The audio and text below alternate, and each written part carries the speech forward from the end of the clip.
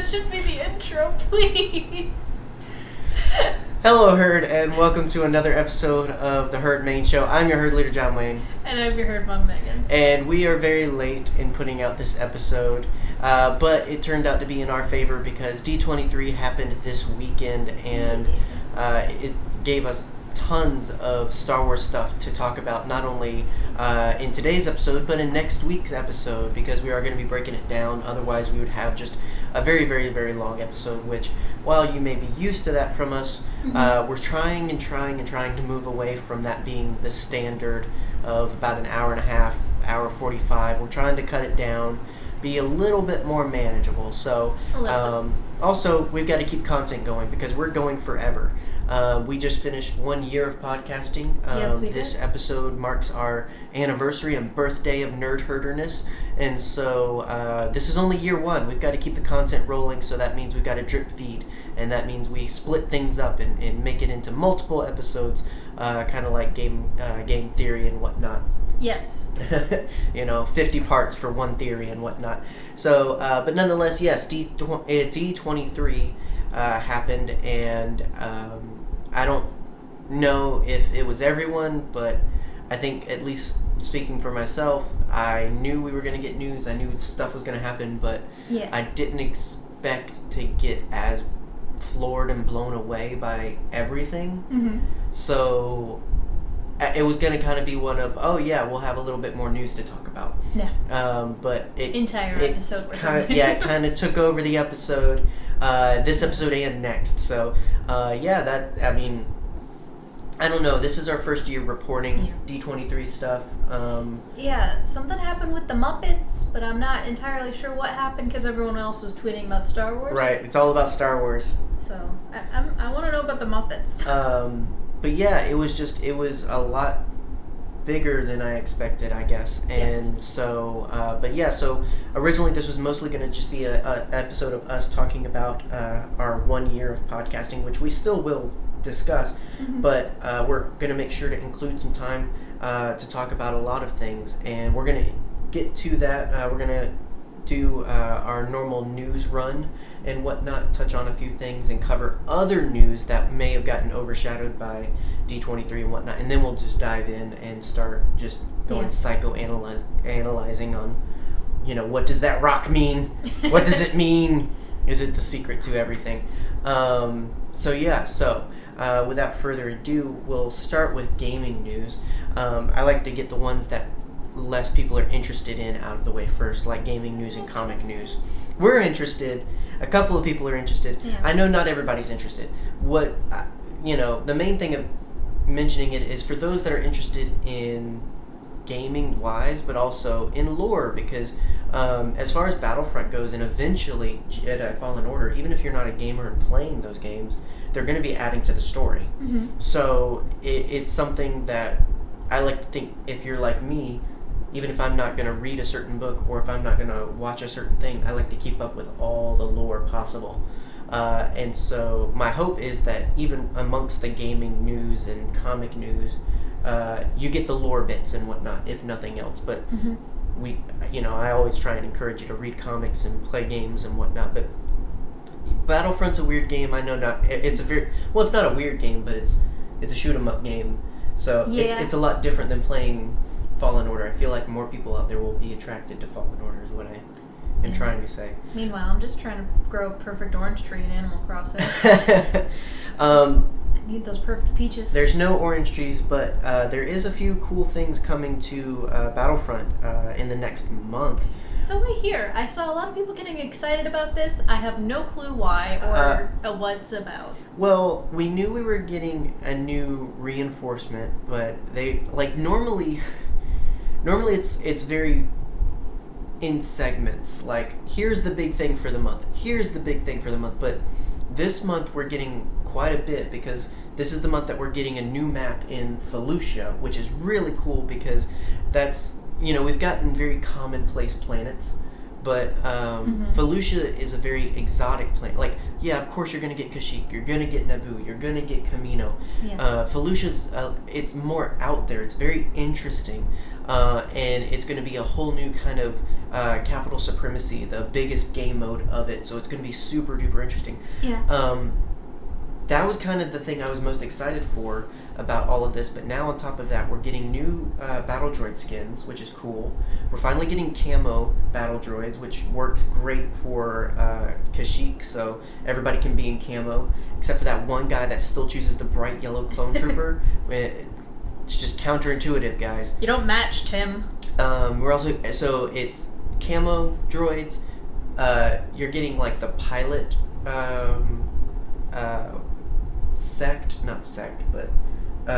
branch.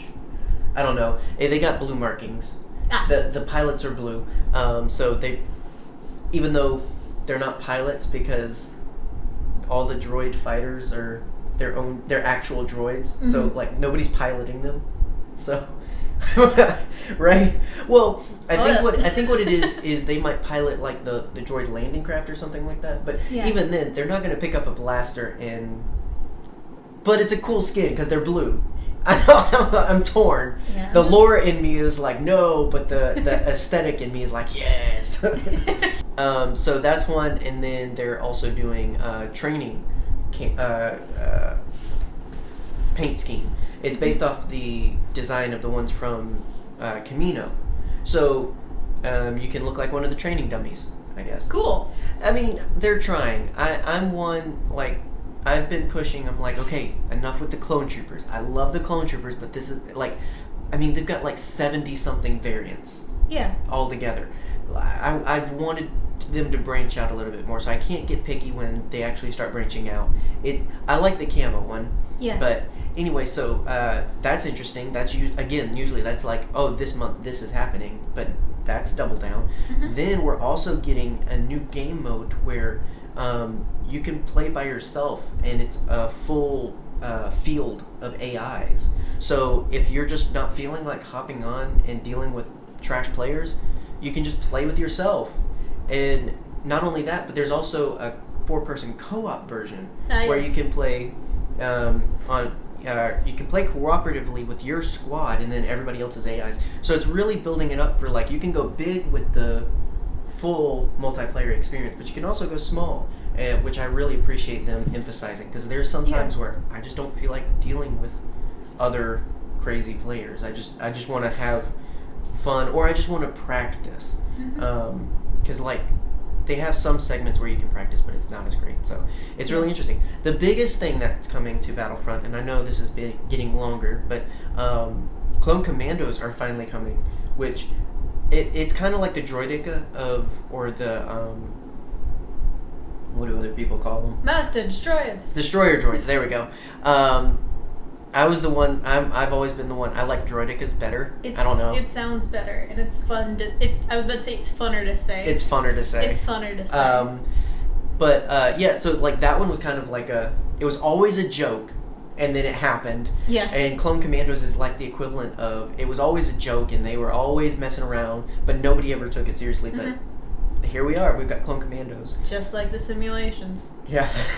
I don't know about the game, but I know about that. Which, I mean, the biggest thing about it is, and I talked about this, I streamed some Battlefront Monday? Tuesday? One day you were working late? I don't remember. And I was talking about, like, the most interesting thing of this is, like, we've seen Clone Commandos, but they're still not, like, really out there. So I'm hoping this is like, see more of it. Maybe we'll see some in season 7 or something. It's just, you know, they're an underused asset for sure. I'd love to see a strategy game, even really updated strategy game, maybe of clone-centric levels. Like you're going through training, then you're going through a battle or two.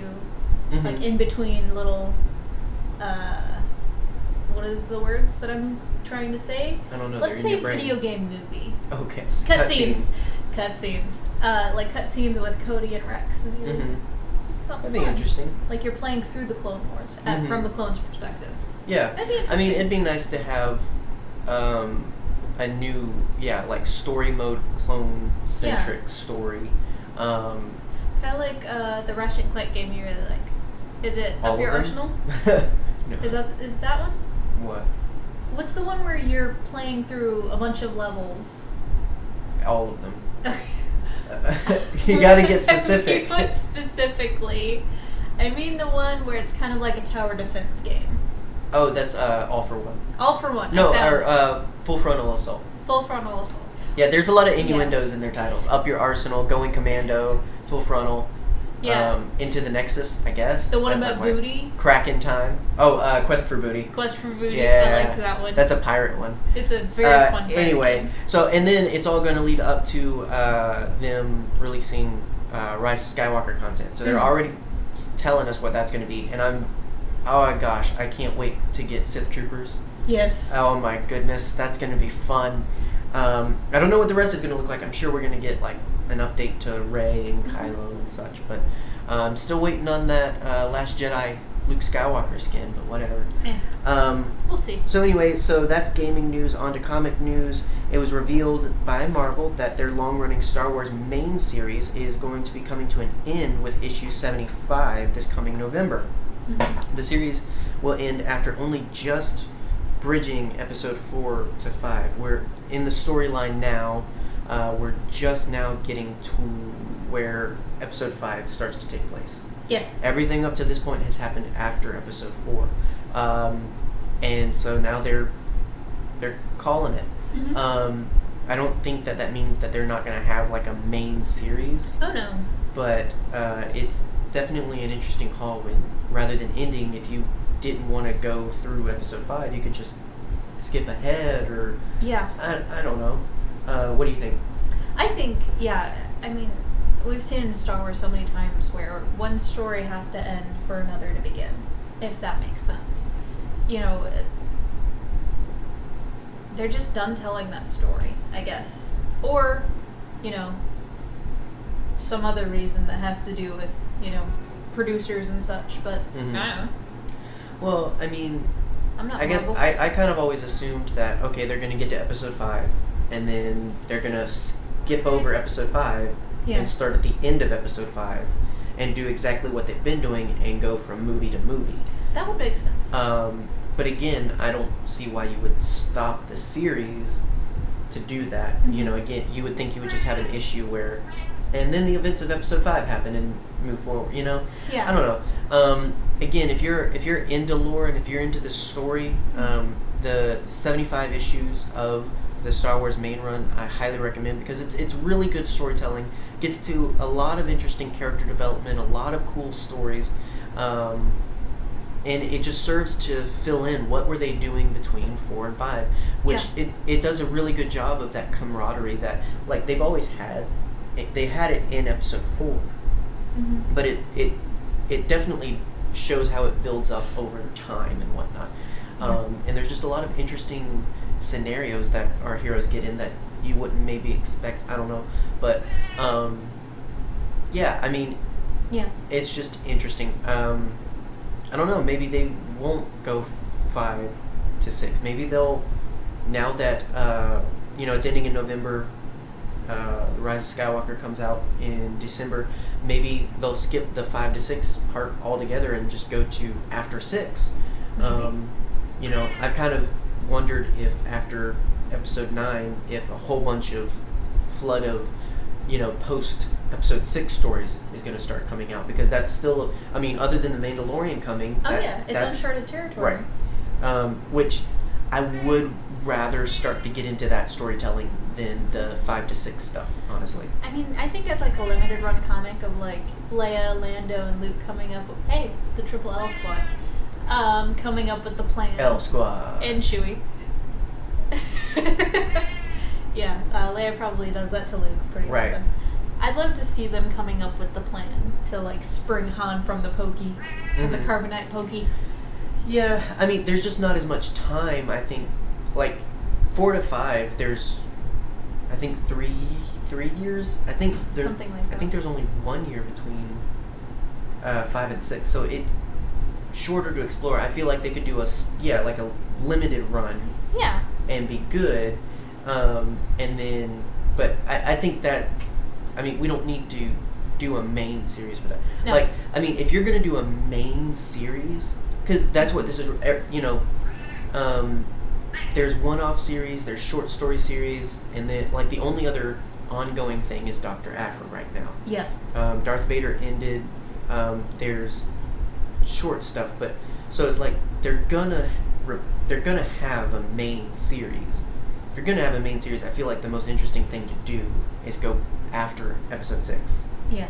So I don't know, but it's definitely interesting. Let us know. I mean, because we're getting into some discussion of how the timeline is starting to fill out now because of some announcements from D23. So Yeah. where do you want the timeline most filled in? Where are you most interested to get storytelling? Because I find it interesting to hear where people's interests are. I know where some's interests are. It's on Tatooine. Let's talk about some more D23 stuff. At D23, we got a peek at some Mando merch that is thanks to a leak of a new Lego set. And oh yeah, we got a trailer.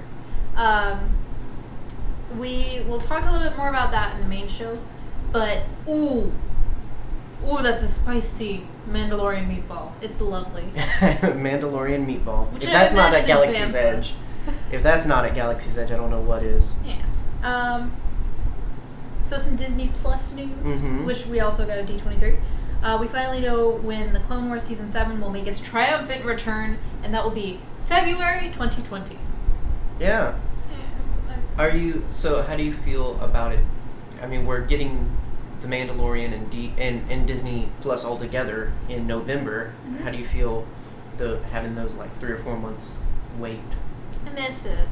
I want Clone Wars. Mm-hmm. I miss the Clone Boys.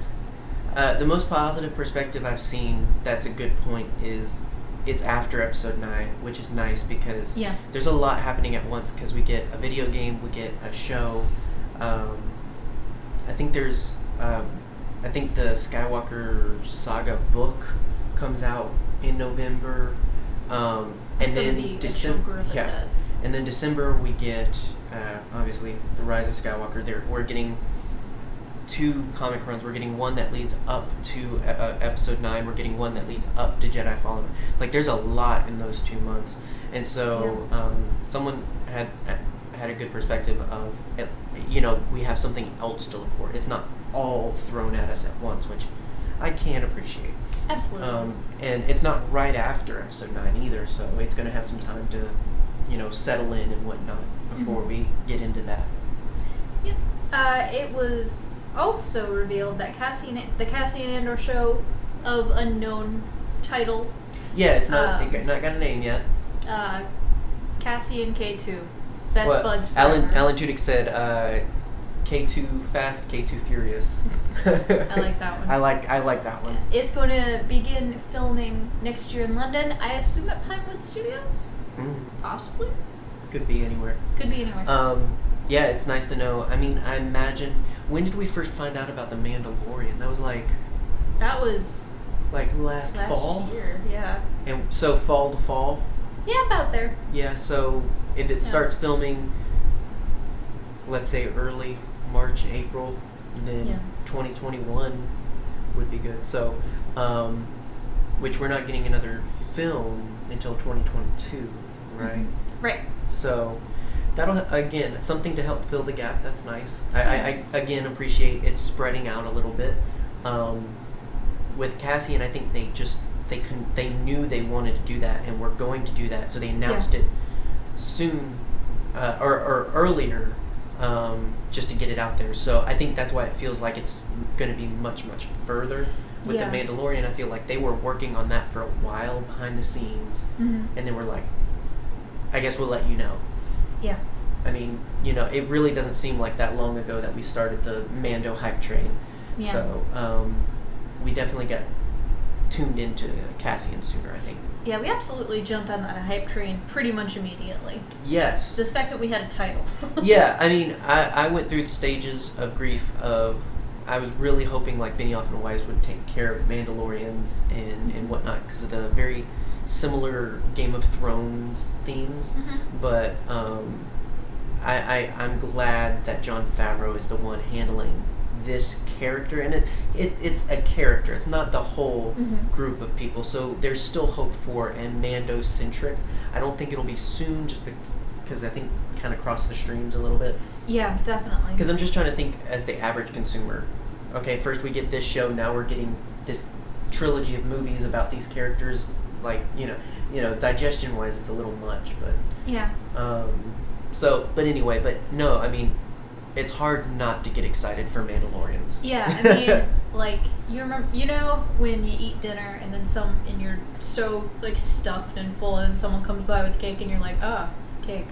I'll take more food. Well, that is going to be something interesting because the Mando is coming out before Episode 9. Very true. It's really big to me to think about that because, like, that's 2 big Star Wars drops. Yeah, and we're filling in even more of our timeline. Like, I mean, the game, the Jedi Fallen Order, I am excited for, I am looking forward to, but, I mean, that's not... I'm not foreseeing a huge chunk dropped on us. Whereas with the Mandalorian, that's going to be a lot, you know. I don't know that they said how many episodes it's going to be. I mean, I'm assuming like a Netflix 12 episode season. I'd imagine so. Do you think we're going to get any Hutts? Because there is technically still one out there. Well, there's a couple. No. No. Yeah, we haven't seen Stinky since, like, the Clone Wars movie. No, I don't know if Filoni worked on... No? Are you sure? What were you going to say? I was going to say we saw him in one episode. No, I'm just kidding. No. No? No. Wow. He hasn't shown up since the movie. Filoni did work on the Mando. It'd be interesting, but I don't think so. I can't remember. Rhoda the Hutt. Yeah. Could we get Rhoda the Hutt at some point? I mean, eventually I'd like to know what happened, but... Yeah. Someone accidentally stepped on him. Right. Also revealed with Disney Plus stuff is the thing that got everybody's gobbles gibbled. The gibbles. Except ours. Except mine, I'll say. Now, this isn't to say that we're not, happy that there's more content of Obi-Wan in the future. We just don't know what he would do. Yeah, it was finally confirmed, which we pretty fervently figured wasn't true. Yeah. It's been thrown around since forever. Yeah. I mean, it's been something fans have wanted more of forever, is more Ewan McGregor's Obi-Wan. Yeah. And it seemed like every year there was a season of Obi-Wan rumors. It was happening. It resurfaced recently, and sure enough, it turned out to be true this time. Ewan McGregor himself showed up at D23 to confirm it, and we're going to talk more about that later. But we talked in our last main show about it because the rumors were circulating, and I'm this is one of those things I'm not excited yet. Mm-hmm. I'm not there yet. I'm sure. Yeah. I love Ewan McGregor. Emphasize the yet. Yeah, I love Ewan McGregor. I love his Obi-Wan Kenobi. Absolutely. The main thing is just I don't know what the heck it's gonna be, and I've heard some theories, I've heard some guesses and fan fictions and whatnot, but I don't like any of them. None of them quite work for me to get on board, I guess is what I mean. I get that.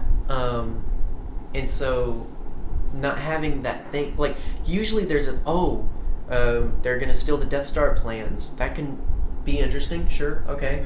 Mm-hmm. There's usually he's Mandalorian.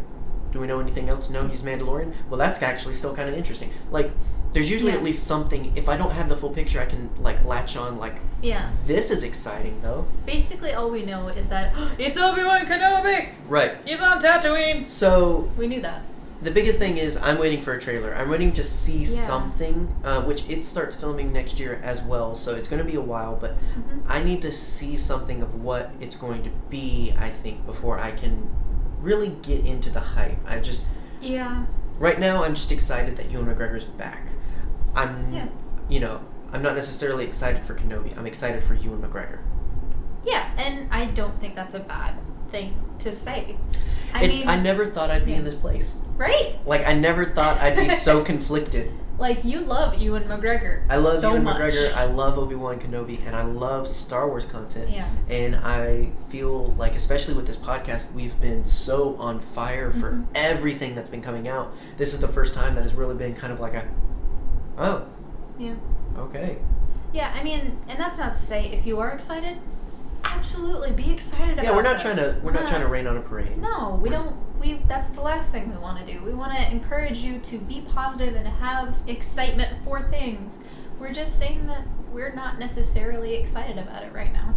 Yeah, I need to see more, because right now my brain can't fill in the gaps. All I see is Obi-Wan roasting womp rats on Tatooine.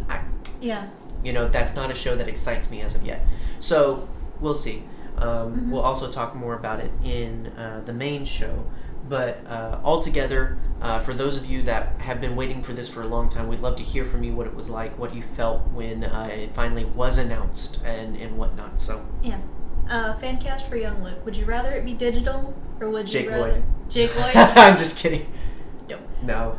Would you He's rather in jail. It be digital, or would you rather it be Sebastian Stan in a wig? It's not no. He's only 8. I'd be cool with that. Just Sebastian Stan on his knees, just like, Papa. Right. Aunt Beru shows up. Now, that's something interesting. Well, we'll save it for later, but I don't really care who they cast as Luke, honestly. It's Kid Luke. Nick Nolte. Oh my gosh. Hey, Beru. I brought you some wop rants. So the lucky attendees of D23 this year got an exclusive first look at the new trailer for Tros, The Rise of Skywalker. Or The Rise of Skywalker. Yes, just The Rise of Skywalker. As well as some more time with JJ and cast discussing the film and some behind-the-scenes looks at the film. We also got some leaks from a few Lego sets that give us plenty of Tros, The Rise of Skywalker stuff to talk about next week. Yeah, the Lego stuff came first. So we're going to talk about that because we love Lego and whatnot, but it also gives us a good glimpse at some things that we're going to see. So again, it's one of those, like, you might not necessarily like the way it's delivered, but the lore is there and whatnot. But luckily, you can quelch the fear and anxieties. It was quickly confirmed. It was quickly confirmed that we're getting the footage that was shown at D23 Monday. So that's nice. Now I will say there was one time, I think it was both with Solo and like The Last Jedi. They were like, "Oh, be on the lookout! It's gonna drop on this day," and then lo and behold, it was like a day early. I know that happened at the Super Bowl with Solo, and that blew my freaking mind. It was incredible. Like we were at a Super Bowl party, and you ran from another room. Yeah, because I was standing outside of the main room. I think I was talking to someone. Yeah, you were talking to your boss. In the middle of the I was in the middle of a conversation, and then I hear the music, the blong of the trailer. And I don't know what it was. I think it was when I saw the scene of the Star Destroyer in the storm. I think I yelled for you. I was like, wait a minute! And I ran away from our conversation. And I'm just like... and it was... I think it was... Oh gosh, when was it? It was on a Sunday, but it was supposed to drop Monday. Yeah. So it was like... And what then it dropped 15 minutes later. Yeah, it was just like... We watched it like 5 more times. I mean, I don't want to get on the train of... Solo's marketing was broken, but that was one of those things where it's just like, that's not how I like to find out. Yeah. I like to be on the lookout. I like to receive it the way it was meant to be received, not the whole, oh, by the way, but anyway. Yeah. Solo's marketing was not broken, it was just not pushed as well as it could have been. Sorry. Or broken. Broken. Sorry.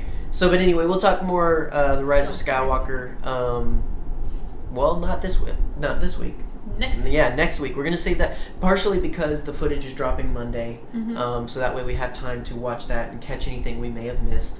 Also, just because, again, this episode's going to be pretty full as it is. We're going to talk about The Mandalorian, we're going to talk about Obi-Wan, and we're going to talk about the 1-year podcasting anniversary of Nerdherder here. So we're moving The Rise of Skywalker to its own episode that it can be fully delved into and explored and just theorized to heck. So, but yeah, that's our news for the week. Before we dive into the thing everybody is mostly here for, let's chat a little bit.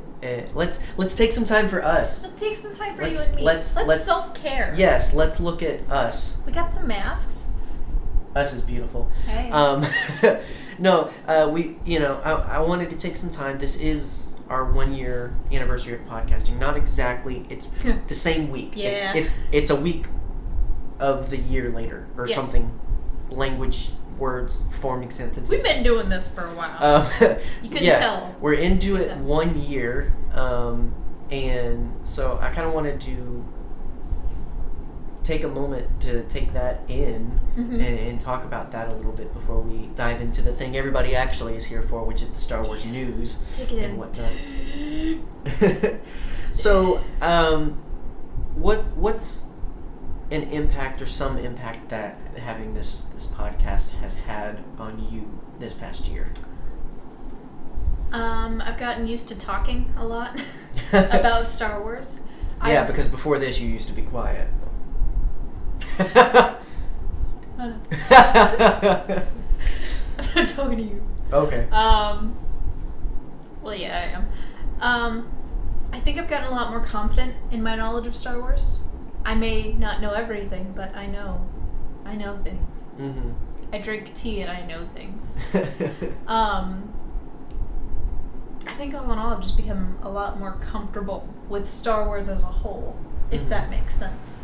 Mm-hmm. Like slipping on a pair of jeans that you like, that fit good. Yeah. Well, because you talked about some of that, like when we did the Utini thing. Yeah, like I've never felt so included in a conversation about Star Wars than the episode that we did with the Living Force podcast, Utini. Yep. Which, go check them out. They are on YouTube and all other podcast places. They're really great guys, really fun to chat with and also to listen to and whatnot. So highly recommended. Paradox and Eric. Yeah. Oh. Hey. Why is that not their podcast name? Paradox and Eric. That should be the after show name. That should be the. You gotta pay us for that, guys. They don't watch our show. But yeah, I've never felt so included in a conversation about something that I love than the podcast that we did with them. Mm-hmm. I've also never felt so included in the Star Wars community than when we went to Celebration last year, which is something that happened in the year of podcasting, which is wild. Yeah. All in all, it's just made me feel a lot more included in my nerddom, if that makes sense. No, yeah, that's the, that kind of goes with my appreciation for this in this year of podcasting is, the community that it's opened us up to. Of course, we have our community, we have our amazing followers and listeners and now watchers and whatnot, but we also have podcasting friends, and we also just have friends in general. They don't necessarily listen to all the episodes or check everything out, but we interact on a regular basis because of Star Wars. And my brothers now think I'm cool. It's just amazing. I mean, if I think about how I talk about having the podcast most often, usually it's about that retrospective of, I know what Star Wars means to me. I've always, I guess, felt weird because I love Star Wars so much. It's one of those things where it's like, yeah, people like it, but they don't like it like me. And I, not necessarily felt bad about that, but just felt different. And what I've found in a year of podcasting about Star Wars, there's a whole lot of people like that. Yeah, absolutely. Some of them have podcasts as well. It's like we had a long stretch of time where it was just the two of us who spoke each other's language, if that makes sense. Like, everybody else was kind of like on the fringe. Like, they knew we talked about this stuff. They knew we liked this stuff. I know some of those words, but they weren't They weren't. They weren't in it. Like we I don't think we have very many friends Like, we have a good handful of friends that we can have these conversations with, but it's also not on a regular basis. But before the podcast, it was sparse. Yeah, like, I can talk to you. I could say, how cool was that scene on Moorband where Bane's bones just basically come to life, and you know exactly what I'm talking about, and you know exactly what I'm talking about. But say that in a room full of people. Well, pretty slim, but someone's gonna know. What and even with the podcasting, or like it's also brought that spectrum of the fandom as well, because not only in our usual circle, but also in the podcasting community and Star Wars community, there you get any number of fans who have their particular interests or have their version of Star Wars and whatnot, and that's been another enlightening and humbling thing, because as positive as we try and be, I know that I've in the past had some very strict, this is the way it is, this is how you like Star Wars, this is what's good, and I think every fan of anything goes through that. If you love it, you go through this phase of the way I love it's kind of the right way. Like, you can love it that way, sure, but like, you really need to love it like this. Or like, you can like it, but Yeah. But you're not a real fan unless. Yeah, like, I mean, and so, getting really ingrained with why people love what they love, and getting to know what they love even. Yeah. It's very humbling, and it's very, it really causes you to look at the kind of person you are. It teaches you perspective. It how you treat people, how you talk about things, because I'll say that as much as we're exposed to positivity, we're also exposed to some negativity. And there's instances where I'm on the side of that, of you should really like it my way, and feeling that, knowing I've treated other people like that in the past, like it's really jarring. It's really it causes you to think about being a better person and a better fan. I mean, we were listening to a podcast recently where someone started going on a tirade about something that we enjoyed about a show. The Twin Peaks? The Twin Peaks podcast. Yeah, okay. Yeah. Like, with the Andy and Lucy stuff. Like, oh, right.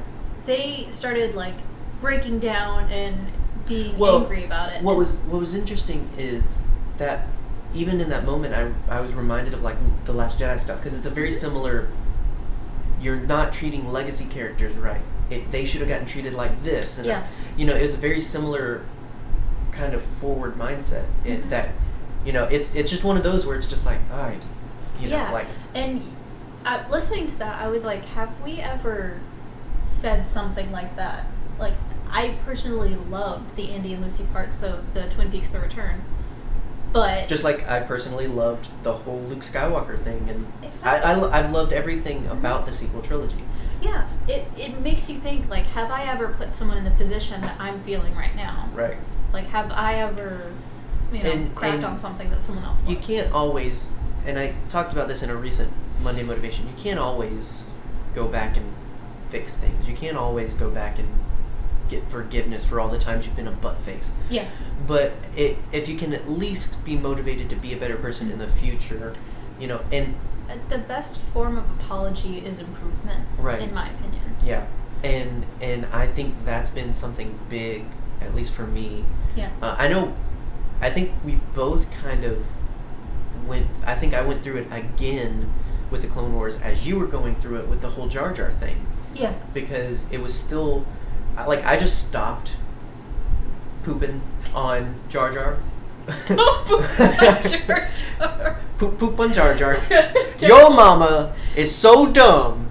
She thinks that Jar Jar comes with pickles. Stop. Stop it. Gonna rip off your face and eat it. I just kind of stopped being a part of that crowd. Mm-hmm. I didn't so much really address how negative and toxic those things work. Now, at the end of the day, I've never had the pleasure of meeting him at Best. I would actually love to. Absolutely, we've seen him from across the way, right? Like at a photo op, but we weren't able to. Like I know that in no way can I feel responsible. You know, like I directly attacked him, but knowing that there were people that did, and I you know, I'm of a type where generally I look at things where it's no worse than the other. Whether you use words or actions to hurt somebody, they're both bad.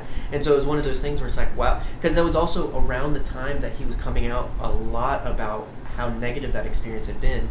And so with you coming around to him through the Clone Wars, all of that, it was one of those experiences where it's like, wow, I need to be a better fan. I need to be a better person. I'm going to go ahead and admit, I had a low opinion of The Phantom Menace.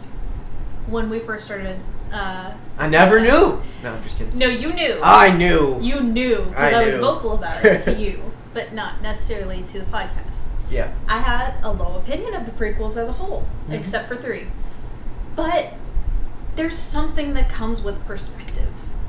It's the change of opinion. I defended tooth and nail The Phantom Menace to someone the other day because as I've grown as a person. Star Wars will help you grow. Star Wars will help you grow. And watch the Clone Wars and being given a different perspective through lore and shows and books and all of those great things about, you know, this timeline or this part of the timeline. I've grown to love the prequels as a whole because I realized this is an incredibly important part of the story. And maybe there were 1 or 2 aspects that I did not personally enjoy. As a whole, the prequels ain't bad. Like, yeah.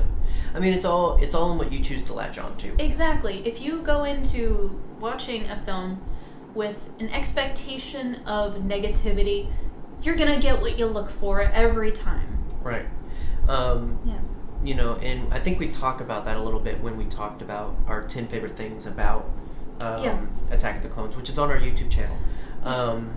You know, about, like, sometimes you gotta work with it to, you know, like, sometimes you gotta suspend, okay, that was just weird dialogue, but maybe he didn't have coffee this morning, or, like, you know. And the understanding that these are 2 characters in emotional arrested development.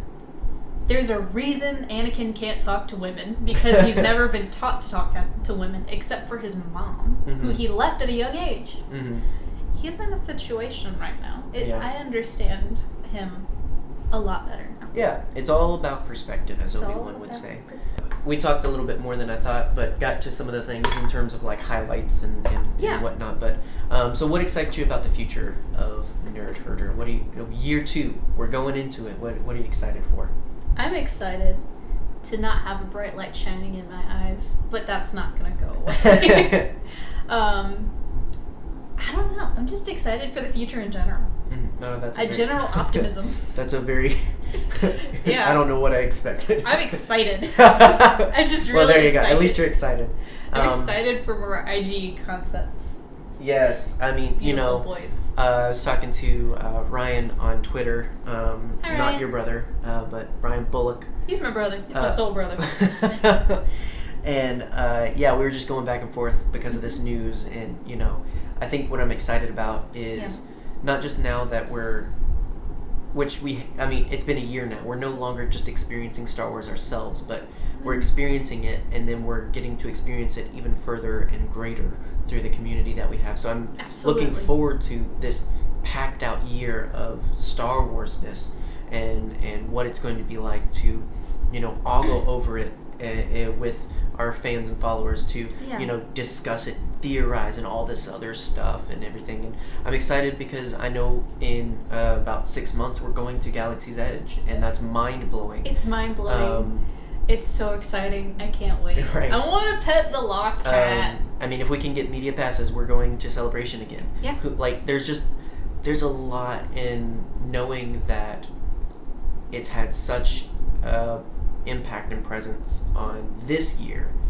Getting to do any of it again or any of it more is very, very exciting. And so, but just a quick blurb to say thank you to everyone that listens, watches, and all that good stuff. We encourage you. We're in a year, and we've got a lot of room to grow. So make sure that you're sharing the episodes. Make sure you're rating and letting other people know what you think, because we really want to see this explode in our next year. We want to get more people involved, more conversations going, all of this great relationship building and community building, all under the Nerdherder banner and whatnot. So we need to get Frank or some friends, guys. We do. Frank Poor or baby. what? Do we name the Ewok? No, that's Wicket. I know, but it's like a giant wicket. I thought we might name it. Bicket. Bicket? Yes, Bicket. Big Wicket. So we'll talk about our shelf display, because again, if you're listening to this, we put this up on YouTube. He doesn't belong here, but we decorate a shelf in view of it, so that it's themed after what we're going to talk about. So we'll talk about it in the show. But we wanted to take a moment, just bask in the awesomeness that we do this thing called podcasting Star Wars, and it's amazing, and you guys are amazing because you help make this all worth it, because we would have these conversations one way or another. The fact that we film it and record it and put it out there, and you guys listen and love it and interact, that's amazing. And so we're gonna bask in your love. We are excited for year 2 of Nerdherder. I'm gonna bask like a seal. Hashtag Nerdherder 2. Alright, so like we said, we've gotten a lot of stuff with D23, and we've taken some time to enjoy ourselves and enjoy the awesomeness that is 1 year of podcasting and whatnot. I'd hoped that we would have our new anniversary pins to show off to you, but I'm going to kind of throw a couple of those up. If you don't know, over on Patreon, to celebrate our 1 year anniversary, if you sign up now, or if you upgrade, if you're already a patron, then you get a swag pack of Nerdherderness, a whole bunch of buttons, stickers, and a really nice thank you from us to you and whatnot. So check it out. If you love what we do, you can get it at any rate. Normally, you have to join at $7 to get a swag pack, but anyone who signs up, you can sign up for $1 even. You get a swag pack, and it's awesome, and it's meant to be something you enjoy while also sharing. So you're going to get some extra pins to share with other folks and share the Nerdherder love and whatnot. So check out our Patreon for that. Enjoy Herd Papa, I forgot what your name was, Herd Leader's artwork, because he is we did them good. We did them good. We did them real well. So hopefully we arted real hard. Whoever gets them, hopefully you like them. We ordered a few, so help us get rid of them and help celebrate and show off your love of Nerdherder. Heck yeah. Anyway, speaking of love and Star Wars. I love you. I love you. I also love Ewan McGregor. I can't even, I don't blame you. So we kind of introduced the topic. What we're going to dive into now is a little bit more with the Obi-Wan series, and then we're going to go into breaking down some of what we get for The Mandalorian. So the biggest thing that I don't think we talked about in the news blurb, again, if you skipped the news because you're a bum, we are getting an Obi-Wan series. I saw, I don't know if it's accurate. I did see someone post a Kenobi, a Star Wars story banner, which I thought was pretty cool. But I don't know if that. I feel like it may be. I don't think it's gonna be called I want it to be called Ben. I want it to be called Ben. I would love that. Anyway, but yes, it is happening. Much to our doubt. I mean, you're not wrong. It's not like we're gonna go burn down Lucasfilm to sabotage the thing, but we just didn't think it was gonna happen. Burn down Lucasfilm because it's full of droids. No, I want to live at Lucasfilm. Accurate. You gotta be careful though. Ray Park's the guard there. Oh boy. If you've ever seen Fanboys, very spinny and I love that movie. Anyway, so it is a good movie. Yes, it's confirmed. It's happening. We didn't think so, but it is, and a lot of people are excited. And the most interesting thing about it is when we first kind of went back and forth on it, it was, it's happening. Hopefully it's Clone Wars or something, or like, no, it's happening 8 years after Revenge of the Sith. Yes. So it's happening almost halfway through the gap from 3 to 4, which is really interesting. Yeah. But it's not anywhere near Rebels, so we're likely not going to connect those two. But it's definitely well into his exile, his time on Tatooine and whatnot. So I guess the biggest thing is I wanted to talk a little bit about what you may think will be some of the plot. What do you think is going to be going on with this? Because I know we talked about it can't be that long of a series, right? Like it, But what do you think? Did Obi-Wan bury Darth Maul? I think so. Okay. That's all I've been thinking about, really. I don't know. I don't know if we saw. Yeah, I'd love... This is completely off topic. I've only seen that season once, I believe. So I'm not sure. Out. We will find out.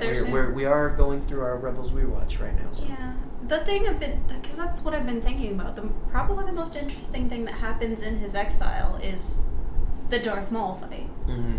I mean, he probably exerted a lot of energy during that. I haven't seen it, so we'll see. I've been aged in 5 years. Yeah, I've been purposefully avoiding anytime I see anything about the Darth Maul fight in Rebels or anything about Darth Maul in Rebels because I want to be surprised. I want to be. We're getting there. We'll get there. I miss my boy. But I don't know. Yeah. I don't know what he's gonna do. We spoke about the Star Wars main run that's coming to an end at issue 75. Part of that actually tells us a little bit about Obi-Wan's time on Tatooine. He saves Owen from a bounty hunter who's trying to learn more. No. This is before even that. But he does save Owen Lars from a bounty hunter. That happens. Okay. We see he went to the market a few times. We see that he kind of helped out when there was like a drought and Jabba's thugs were, overtaxing people for water and whatnot. Like a lot of small time stuff, not a lot of things. The most I thought of was more of that. Maybe we see Jabba the Hutt. Maybe that'd be lovely. This is one of the first times we're going to a realm when he's still alive. Maybe Obi-Wan catches on to some thuggy plot somewhere around Tatooine and decides... Thuggy plot, that's my rap name. He decides to... Now, I will say, I was thinking about this on the car ride home. The one interesting thing is, I wonder if we can see more pod racing. Because I'd like to see more pod racing. That would be sound design! Yes, I would love to see more pod racing. But that would be great. The most I can see is maybe like Jabba or some kind of gang trouble. Yeah. I don't see him leaving planet. I really don't want him to go off on some, adventure or to try and take down the Empire. Like, I feel like that would spoil a lot of his character. That would give him away. Right, yeah. So, I wanted to stay local, quiet. Maybe it's almost like a vigilante style thing where he's acting in secret. I'm Buttman. Huh? I'm Buttman. I don't know. Yeah. Do you think we're gonna get a CG Jabba or a puppet Jabba? I feel like they would go puppet. I'd love a puppet. I would love a puppet. That's 90% of my thought process daily. I would love a puppet. I would really love... Now, that does spoil it because Cassian, the show, Diego Luna, really wants to touch Jabba the Hutt. He really... And I really want that to happen for Diego because I love the man. Right. Can we talk about the fact that Diego Luna is going to be 40, right? Playing a 25-year-old? 23. And he still looks good. He's good. No one's gonna say anything. No, because all he has to do is shave, and he's 12. I really want Jabba to happen for Diego. So absolutely, I want him to be able to touch a hut. He could double show. He could show up. We could get some double Jabba. I mean, he's been in films all over the place. In a Clone War or two. So he's going to be on Tatooine at an interesting time. I'd like some cool, interesting... Seeing Ewan come close to contact with a lot of familiar original trilogy stuff will be interesting. If he runs into Greedo, that'll be interesting. how much you want to bet that the first line of that show is going to be, "Hello there." But it's not Obi-Wan. It's not Obi-Wan. Technically, Grievous said it first. That is true. But yeah, I mean the biggest thing, and these are the things that are keeping me from getting fully into it, is because I can't really fill it in with anything that I feel 100% in. And you know what? We're probably going to be pleasantly surprised. I mean, look at this conversation right now. We're getting excited about stuff that we'd like to see. Yeah, I mean, you know, I needed more when it came to when I first heard about Rogue One. I was interested, and then the trailer came out, and I was blown away. I knew I was going to love this movie, and I do. We love did. it. So I feel like this is going to be one of those things where I am interested because it's Ewan McGregor. It's Obi-Wan. I'm sure, again, once I see something, I'll be all in and excited, and it'll be amazing. Nonetheless, I mean, it's Star Wars, and somebody loves it with no information needed. Yeah. And that's great. And so I'm hoping to get on the same level. I want to be more excited. I just know it's going to take time for that. Also, something that we did not talk about in the news was we watched the first 2 episodes of Star Wars Rollout. Oh my gosh. Yes. That was so It's super cute. It's so cute. It is super cute. Very droid-centric. And so, that's all we really got. We know it's happening, and we know it starts filming next year. So it's another 2021 probably show. And we know that Ewan McGregor still looks good. I know that that's probably going to be a lot less production value than the Cassian show, I'm sure, because of, I mean, all the digital effects of K2. Sand. Right. All the digital effects of K2, I'm sure, are going to be more costly. And you're going to be within the Rebellion, so I'm sure we're going to see some more battles. We're going to see more aliens, hopefully. Yeah, whereas with Obi-Wan, I imagine it'll be a little bit more minimalist. So, nonetheless, again, hoping to get there. Yeah. The bigger thing that we got more of from D23 is The Mandalorian. And Legos. Yeah, now The Mandalorian is going to get far outshone by The Rise of Skywalker next week from all of our conversations. But as for now, it gets the limelight, and it's good. Absolutely, because we want to be able to just chit-chat about The Mandalorian, because we got this great trailer and these great Lego sets. Yeah, so we enjoy Legos. We do. We like Legos quite a bit. And so this was exciting. And this and the Rise of Skywalker Legos dropped well before D23. And so it's really interesting. As for now, this is the only thing I know we're getting. And this is going to be a Triple Force Friday thing. This is going to be, I think, the October major merch and toy release event of Star Wars. Absolutely. Now, they've also said Triple Force Friday, the reason it's Triple Force is it's going to be The Rise of Skywalker, The Mandalorian, and Jedi Fallen Order. So I'm hoping we'll see some more about that soon. For now, we do have stuff for the Mando. And what it is we get the AT-ST Raider. Which looks lovely. Originally, this was leaked under the name Rusty Legs. And when you see it, you can see why. I am going to, if you're watching this on YouTube, you'll be able to see it as we're talking about it. But it definitely seems like an old AT-ST being kept alive. Now, the question is, based on who comes with it and the trailer that we do get to see Rusty Legs in, do you think, I mean, the easy assumption is it's Imperial. Is this the Imperials, or is this something else? I think, I do think, don't I? I think it's part of Giancarlo's band of friends arsenal, if that makes sense. Yeah. I say that a lot. So you think you think it is the Imperial remnant groups? I think so. Yeah. We call him Giancarlo because we don't know his name yet. Oh, the Imperial that he's playing. Yeah, no. We haven't got any names. I'm gonna call him Sheriff. Sheriff. The Sheriff. Yeah, so it's a typical AT-ST. It just has interesting legs, and it comes with 4 characters. The title character, the Mandalorian, which he looked great. I love their attempt to replicate his rifle there. It looks pretty good. It looks good. I kind of would have rathered if they made a new thing just for him, but this is a good replica. We also get Cara Dune, Gina Carano's character, and we get 2 alien characters, which I'm going to go ahead and go board of saying look like Clatuinians. They do, don't they? Which, if you don't know that offhand, I'll throw up an image of Castus from the Clone Wars. He's probably the most well-known Clatuinian, I guess. There's a couple on Jabba's barge, but I feel like if I say, Castus, most people are going to be like, oh, that ugly guy. Yeah. I've got a tiny picture on my yeah, it's tiny. It's just looking at it. Yeah, that's the only thing I can, because we, from the Bosk Lego figure, we know if it was Trandoshan, it would have the Trandoshan lizard head. Yes. So it's not a Trandoshan. It's just the overbite.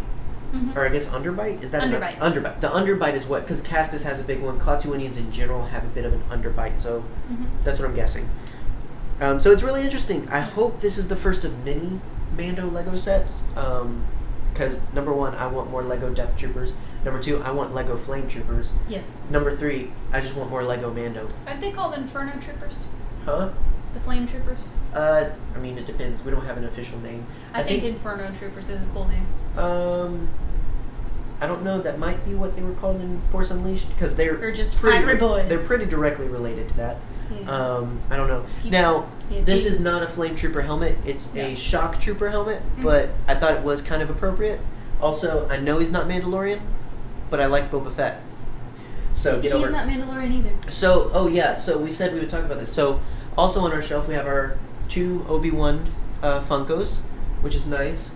We already mentioned Frankor. And then down here, we've got the closest we've got to Mando stuff right now. We've got a quarter of the IG collection. Just a couple. And also the 3 Bobas, I think, that most represent the Mando, because it's the holiday special Boba. Yeah, and we got A, B, and D right now. C's on the shelf. I also got this huge honkin' Mando skull. It is so heavy. It's easily 4 pounds. Yeah. And then also you got your Mando signet ring. Yeah. Sign it? Signet? Is the G silent? Got that at Celebration. You gotta do the beauty goop. And then a couple of Death Troopers there. Yeah, and you're just gonna prance over Dr. Malcolm here? Ian Malcolm, yes. He invaded the shelf. Sexy boy. Because he's Jeff Goldblum and he can go wherever he wants. So, something to give a little more conversation to, we finally got a real, full, official trailer. Yes. A couple of months in advance of the full release, we finally get a good look at the trailer. And I will say, we were talking about this at dinner, I'm very glad they waited. Yes, because absolutely. What we saw at Celebration was great. Well, what we saw on Reddit, which was what somebody else saw at Celebration. Yes, thank you, by the way. Which, yes, okay, it's hard to judge in that, but it was clearly, it was a sizzle reel. It was the first thing they could put together. Mm-hmm. They were still in post-production. Yeah. This is what the show is meant to look like, and it looks fantastic. It's beautiful. So we're just going to walk through the trailer a little bit, talk about some of the elements of that, and maybe what we think. Because there's actually a good bit here that wasn't in the trailer, and there's a good bit in the Celebration trailer that's not here. Yeah. Not that I think they cut anything out, but they refocused. Yeah. I think is what I will say.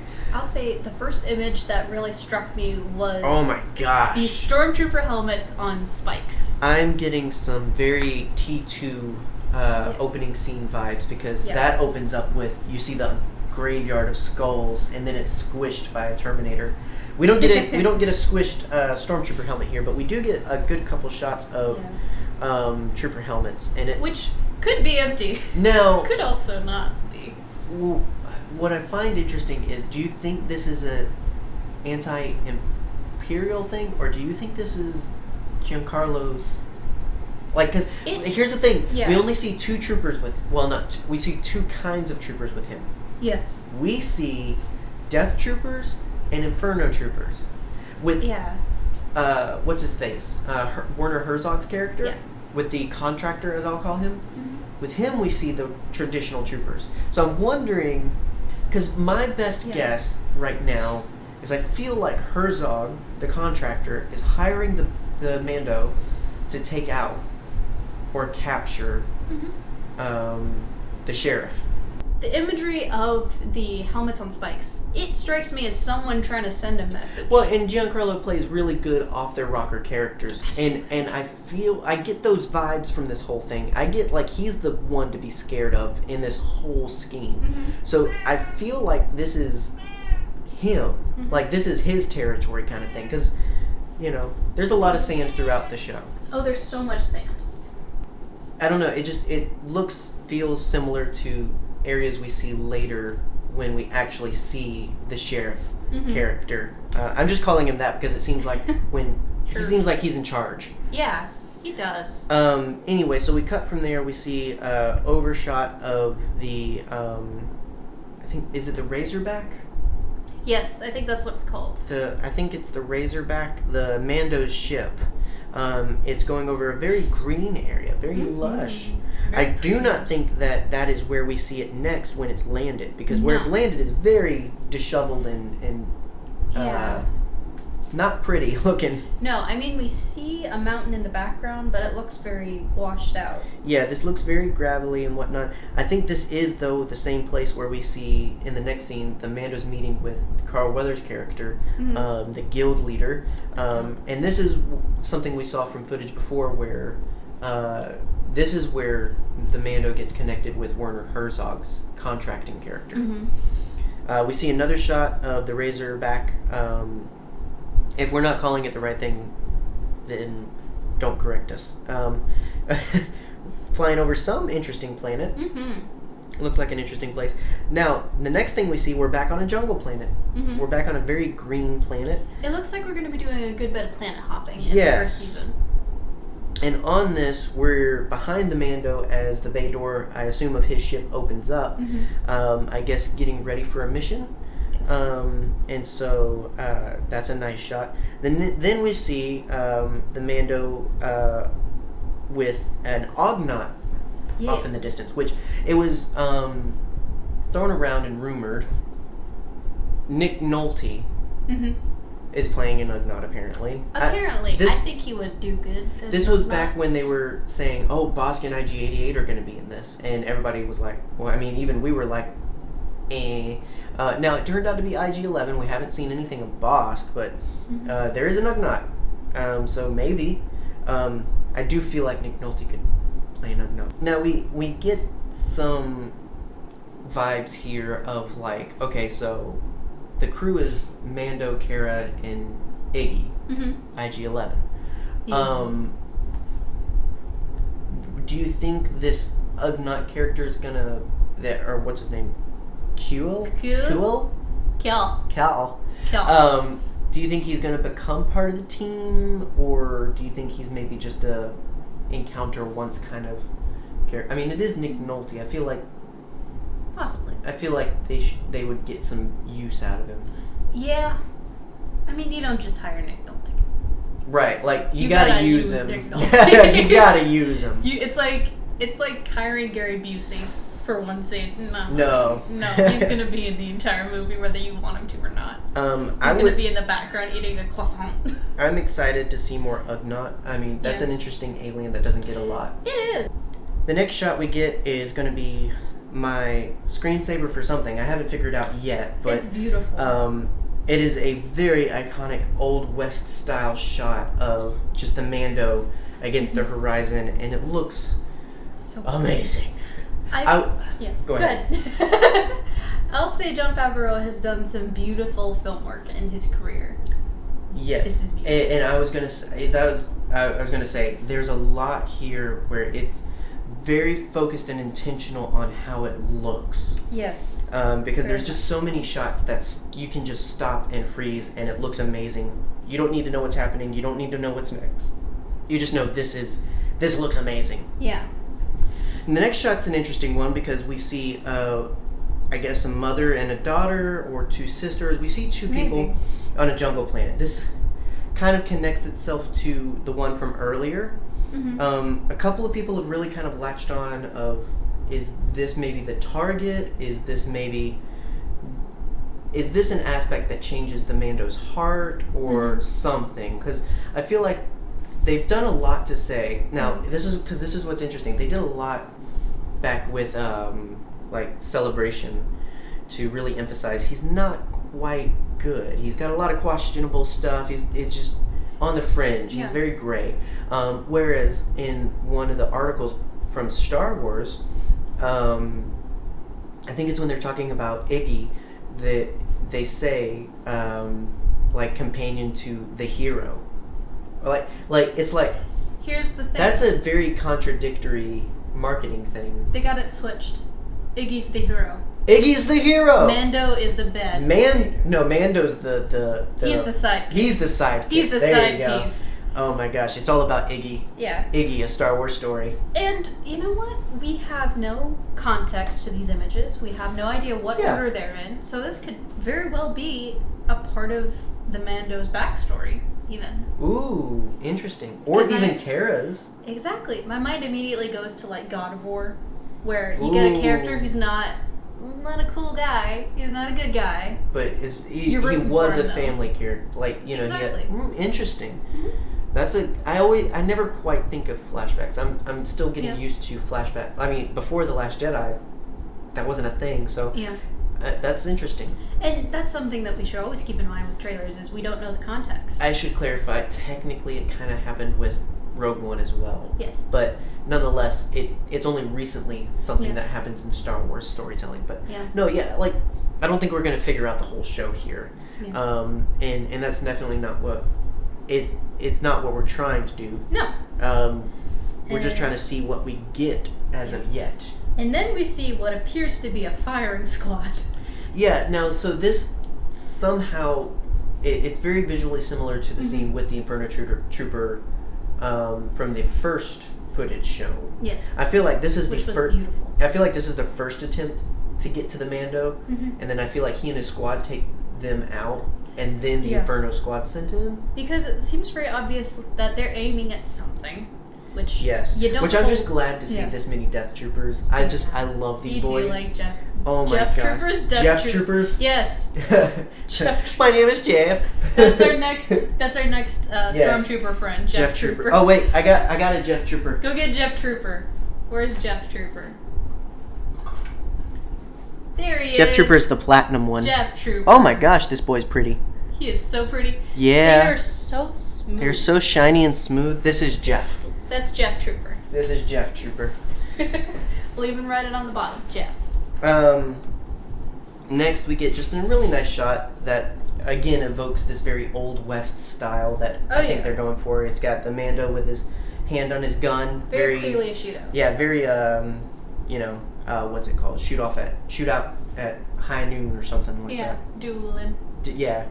Then we get the man himself, the sheriff in town, the crazy manic Imperial leader who just won't lose control, and we also see more of the Death Troopers flanking him and whatnot. So, again, I think this is with the earlier scene. We get such a good shot of the Mando's helmet. Oh my gosh, yes. It looks so pretty. It's so chromy and lovely. He is such a pretty boy. Now, what I will say is... Under the mask, he's handsome too. What... Do you think he'll take off the mask at any point? Probably. I wonder if we've got a, Master Chief situation. You can't keep that much handsome under wraps. I mean, I don't know. So, in the first footage that we saw, though, we saw a progression of the Mando's armor. Yes. We clearly saw at some point he got a full platinum armor that matches his helmet. No, we don't see that here, which I think is interesting. I think it's maybe the Marvel approach of this is only stuff from within the first few episodes. I don't feel like we're seeing a lot here. What if the Mando's in hiding, like witness protection style? And that's why he wears the mask. Maybe. Maybe he's just Mandalorian. Maybe very proud of his helmet, proud of his bucket. It's a nice bucket. Of all the shots that we get, the next one confuses me the most because at first it looks like a missile is being shot at someone, but then the next shot shows someone on a speeder bike, and it seems to be within that same scene. Yeah, it's someone that we do not see their face. They are wearing goggles and a mask. Yeah. It's the most disconnected one, I think, in the whole thing. I can't really... Also, Star Wars bikers. Yeah. Untapped potential. Biker squad. Yeah. Then we get Rusty Legs. We get a shot of Rusty Legs there. And then we cut to, I feel like this is the village from that earlier shot of the Mando ship parked. Yeah. Because it looks very disheveled, very, very messy. Something's on fire. Yeah, this looks like, I feel like this is Giancarlo's town. Like, this is his little imperial This hub. seems like his doing. Now, then we cut to a scene I feel like is much earlier. A great shot. It's just a really good shot of good Mando and Iggy showing up to, I assume, the bar. Yeah. Then we get some space battle action. We get the Mando shooting a huge gun. Right. I think that this scene with the space battle is the scene that Jon Favreau was talking about in the panel. Yeah, where the one they showed did behind the scene. Yeah. In his garage. Yes. Used amazing movie-making techniques to make that happen. Yeah. So the Mando and his big gun. Then we get Iggy being a big swivel boy. Big swivel boy. Killing everybody. Yeah, and we get a really good look at Iggy in this moment. He seems to have a lot of bronze parts. Mm-hmm. And he has fingers. He has fingers. Now, what's interesting is, so with... Boy, he has clampers. Yeah, with IG-88, he's got 2 little clampers. Yeah. When I look at Iggy, I feel like he's got 2 sets of clampers on one hand. Yeah. Because it looks like one set is holding the handle and one is holding the triggers. We're detail oriented, so it's just interesting to look and see the differences between Iggy and IG-88 because there are quite a few visual differences. What if it's like Aura Singh? It helps him do the trigger faster. Ooh, that would be so. Ooh. He is a quick draw and a quick fire in that scene. Like this is a much more much prettier version of what we saw in the original footage, which I'm glad they did show at least this, because almost everything else we see is new footage. We get a shot from the footage we saw at Celebration again, to where this is when the Mando's hanging out with Werner Herzog's character and gets in a standoff with a few stormtroopers. Looking like a fancy boy. Then we see a shot again from other footage where he's taken out some prey he's hired for. I feel like this is from his intro. Yeah. Because the footage we saw at Celebration showed him kind of hunting the quarry. He gets to a kind of little drinking hole, and then that's where I think this next scene happens where he just takes him out. I feel like that's the introduction to the Mando. Yeah. Then we get the scene. With somebody in Carbonite. I don't feel like it's meant to be anybody. No. But it's just really cool to see Carbonite as a delivery method, I guess. Yeah, I can't even make out what kind of alien that is. I don't know. Yeah. Then we get the only dialogue we get in the whole trailer, which is just Werner Herzog saying, bounty hunting is a complicated business.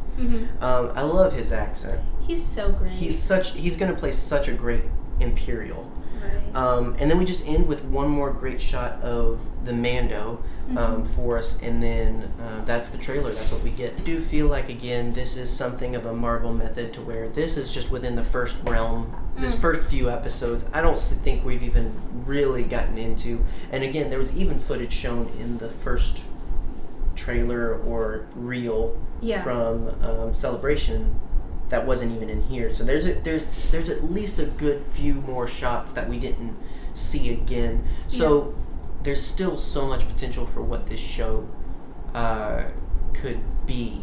I mean, it's hard to tell from what we know so far, but do you have any best guesses on what you think at the end of the season, what's been the point of it for the character of the Mandalorian? Like, what at the end of the day do you think they're trying to do with this character in the first season? I can go ahead and predict the entire ending. Uh-oh. They're all just going to be sitting in a bar. They're going to look over at Iggy and be like, "You're cool." And that's it. I really hope nothing happens to Iggy. I really hope not. I will riot. I will put someone in the ground. There's 3 things I can't deal with in life right now with Star Wars. People who are intolerant and the Dutch. I can't deal with anything happening to Iggy. Yes. I can't deal with anything happening to Chewbacca. Yes. And I can't deal with anything happening to the Falcon. I can't deal with anything happening to C-3PO or R2. Because I saw it can't happen. It can't happen. It cannot happen. I saw someone saying on Twitter, what if we see R2 and C-3PO get decommissioned or something? Or die? That makes me incredibly anxious for the film. What do you people? Goodness gracious, you masochists! They want me to sad. Yeah, no, I can't. Like, nothing can happen to Iggy. Oh no. Nothing can happen. It'll kill the Ugnaught, but nothing can happen to Iggy. Oh, and it's pretty much confirmed he's voiced by Taika Waititi. Yes, please. So that's gonna be amazing. What were we? What's up? I'm Iggy. You're right. I just want him to be. I just want him to be Korg. I just want him to be a metal Korg. Right. Like. Dude, I cannot wait. Oh my gosh. I love everything that Taika Waititi has been in. Well, and everything just about this is amazing and exciting, and it was one of those things, like, I didn't think we could get more hyped than... I felt like, okay, we're going to get a trailer. It's just going to be a prettier version of what we got at Celebration, but no, this is, I mean, it added so much, and it's expanded the expectations and the excitement for the show leaps and bounds. Yeah, just forced projection of Obi-Wan shows up, and Iggy's like, piss off, ghost! What if we get Qui-Gon? I will be on board. We had to wait till the end of this freaking show for this, but I will be on board with Kenobi if I get my Qui-Gon back. What if in the in the trailer, we get a voiceover by Qui-Gon talking to Obi-Wan? I'm in. If Liam Neeson and Qui-Gon Jinn come back, which the dude came back for the cartoon, okay? You come on. Obi-Wan's been through some crap. Let him cry. Oh my gosh. Let the boy cry.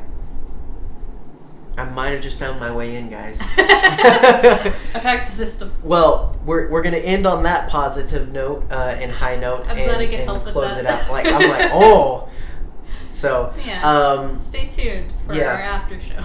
Be sure to check out all of our stuff, all of our social medias. Make sure you're following us there so you can stay up to date with everything, and so you can join us in conversations about these things. Again, we're running a special on Patreon for anyone who joins or upgrades. We've got swag packs for that to celebrate 1 year. Thank you guys so much for 1 year podcasting, and a special thank you to Rebecca Diaz, Jim Capron, and Doug McClure, who are all joined with us on Patreon. Thank you so much for your support. It means the world to us, and we are excited for year 2 and what's ahead. We are going to tomorrow be putting out our Rebels rewatch and whatnot, and then hopefully next week we've got a plan to record ahead to try and circumvent new work schedule. Yes. Very full work schedule, just a lot of work stuff. I mean, it sounds like a lame excuse, but there's just a lot going on. Yeah, if you don't like it, Patreon. At least we're getting it out. But no, we're working on getting a new schedule. We've been trying to do it the way we've been doing it. That's been the problem. We just haven't been able to keep that same rhythm going, so we have to find a new one. So we're hopefully going to find something that works so that this week things come out when they should. Nonetheless, we've been trying to at least be on the method of it will get out the week it's supposed to get out. Mm-hmm. We are certainly trying with that, and so thank you so much for your patience and whatnot. But look forward, we've got a lot of the Rise of Skywalker stuff to talk about in our next main show. It's going to be big, and I know we've already got a pretty full script and theory list, but I'm pretty sure once we see the actual footage, it's going to go out the roof. But absolutely, we're excited, so hopefully you are. Check it out, and Rebels Rewatch, again, we do that as well, and so all that stuff you can find out through social media, so connect there. Let people know you love the show.